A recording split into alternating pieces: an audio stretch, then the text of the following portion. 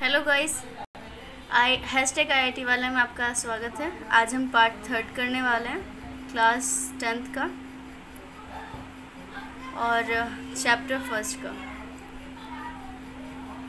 जिसका नाम है केमिकल रिएक्शन एंड इक्वेशन। ठीक है, इससे पहले के टॉपिक मैं आपको पढ़ा चुकी हूँ। अगर आपने पार्ट 1 एंड 2 नहीं देखा तो पहले आप वो जाकर देखें, अदरवाइज़ आपको ये समझ में नहीं आएगा। आज हमारा एक नया टॉपिक स्टार्ट हुआ है। इस टॉपिक की हेडिंग डालिए सबसे पहले, balancing of chemical equation. Balancing of chemical equation. सबसे पहले हम इसकी डिफ़ाइन लिखते हैं। ठीक है, इसकी डिफ़ाइन कुछ इस तरह से है, the process of making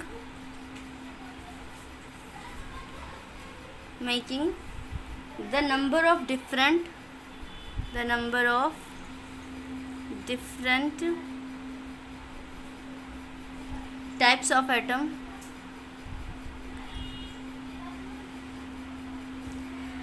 equal on both side of an equation। ठीक है, it is called balancing of chemical reaction। balancing of chemical equation। ठीक है, तो सबसे पहले हम इसकी डिफ़ाइन पढ़ते हैं। डिफ़ाइन में ये है, process of making the number of different types of atom equal on both side. यहाँ बोथ साइड का क्या मतलब है, एक तो साइड वो होगी जहाँ आपका रिएक्टेंट आप प्रेजेंट करोगे।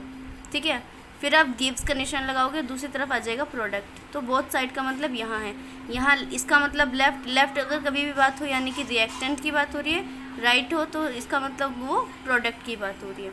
ये बोथ साइड दोनों तरफ नंबर ऑफ डिफरेंट एटम जो भी आप इस्तेमाल कर रहे हो रिएक्शन के अंदर, वो दोनों तरफ इक्वल होने चाहिए। इसका एक एग्जांपल लिखिए, जैसे फॉर्मेशन ऑफ वाटर।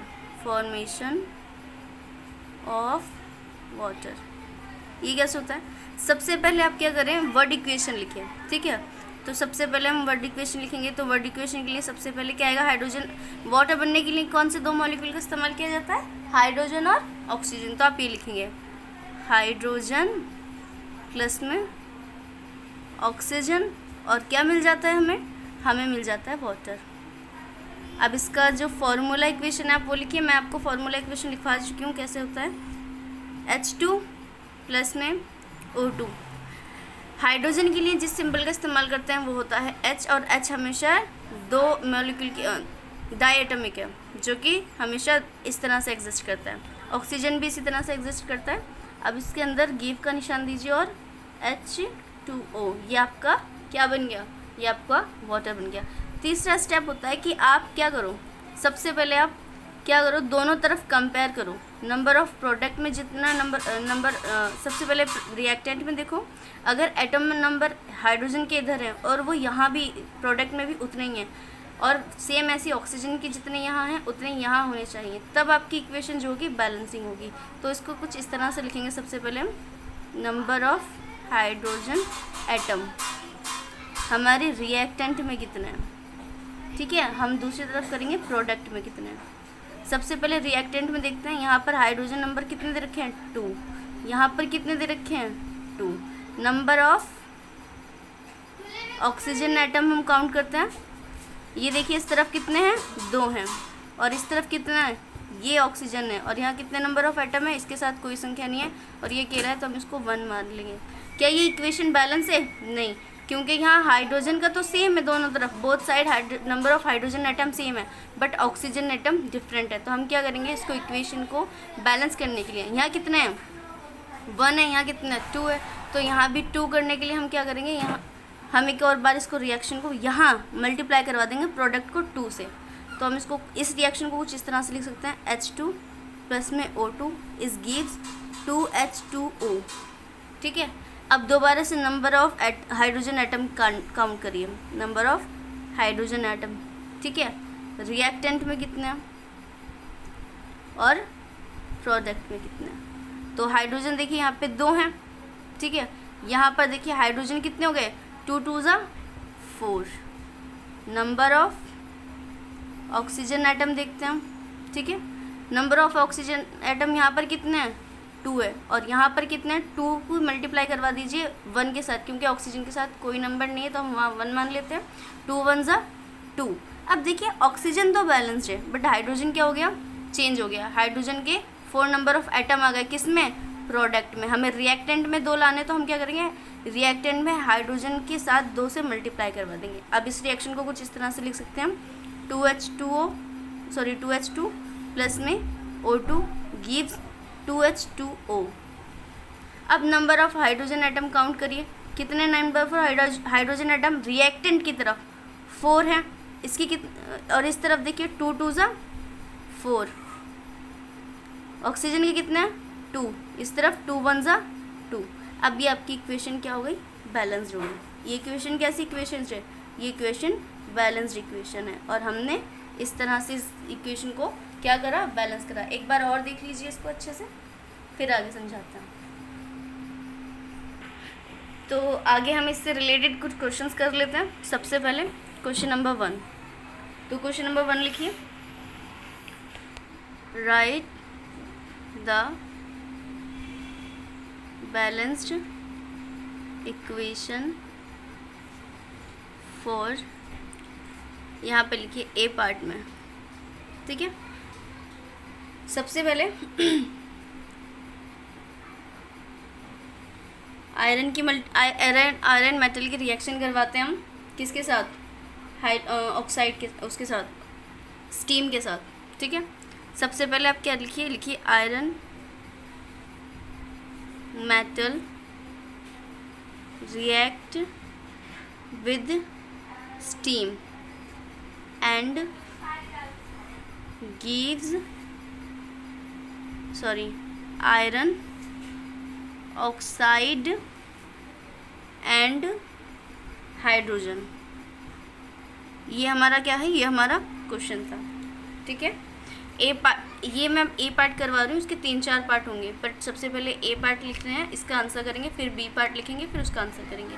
हमें राइट द बैलेंस्ड इक्वेशन लिखनी है, किसके लिए, आयरन मेटल जब रिएक्ट करे स्टीम के साथ, ठीक है।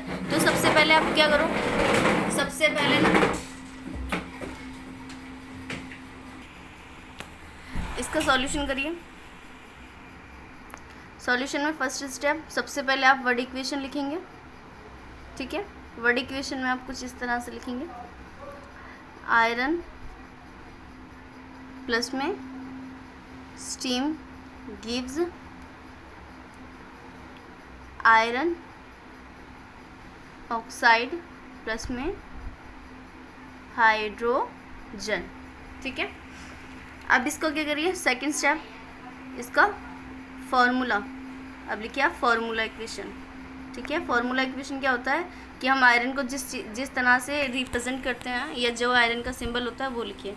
तो आयरन का मतलब क्या होता है, Fe, आयरन को हम Fe से रिप्रेजेंट करते हैं, प्लस में स्टीम का मतलब यहाँ पर वाटर है, तो H2O आएगा, ठीक है।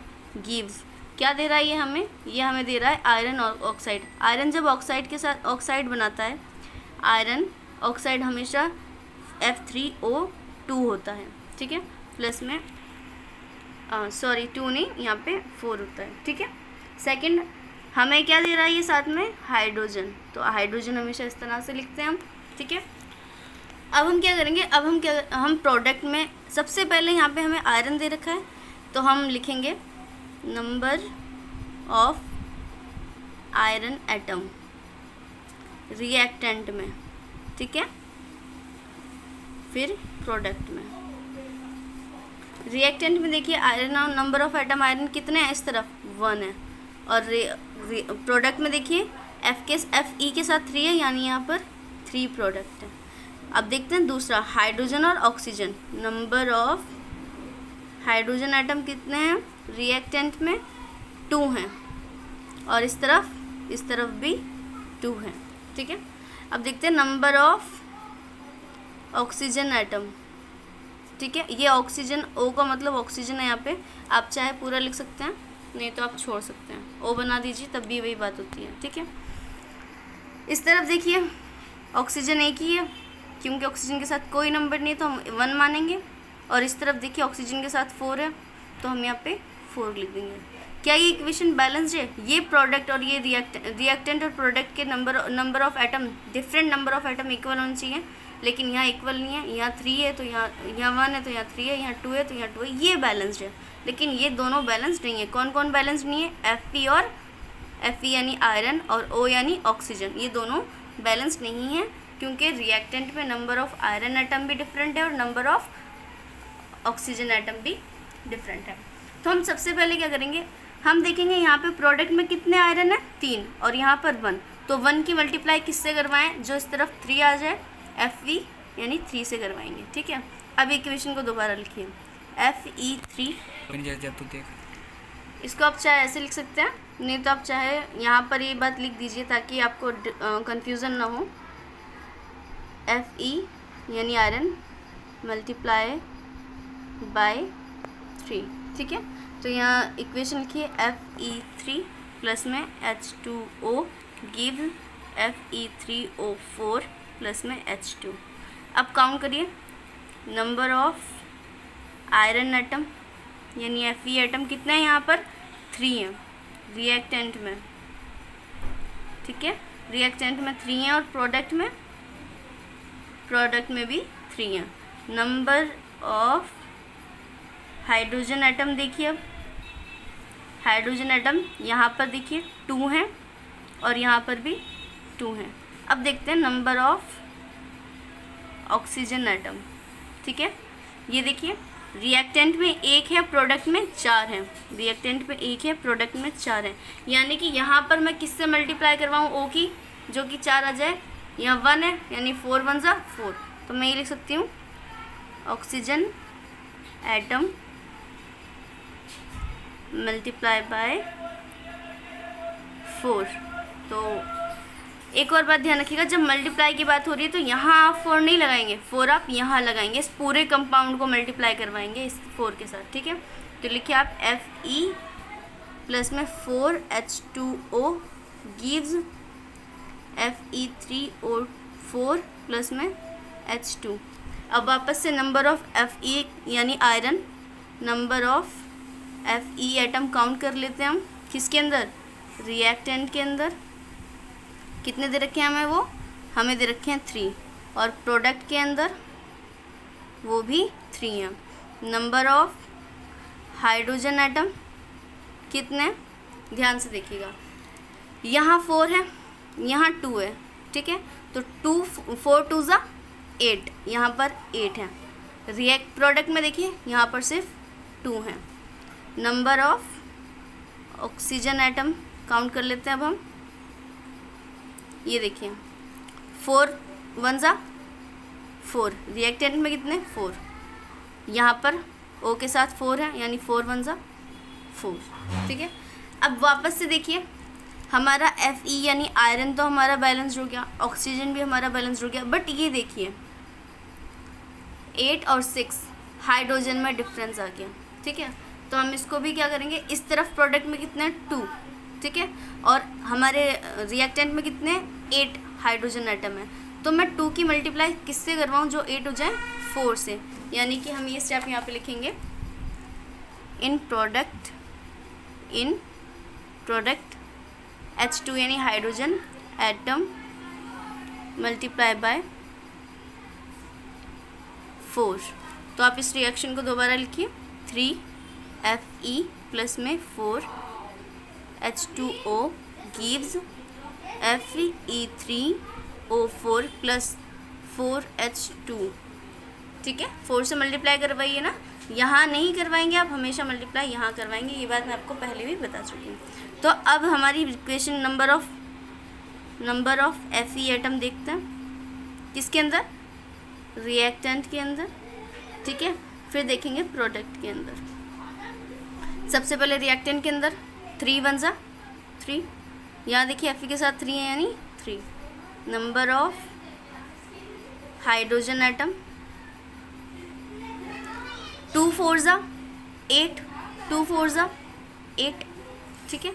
Number of oxygen atom, reactant में देखिए 4 1 ज़ा 4, और ऑक्सीजन के साथ 4 यानी 4 एटम पहले से ही हैं तो 4। ये देखिए प्रोडक्ट में और रिएक्टेंट में डिफरेंट नंबर ऑफ एटम यानी 3 तरह के हमारे डिफरेंट एटम हम इस्तेमाल कर रहे थे इक्वेशन में।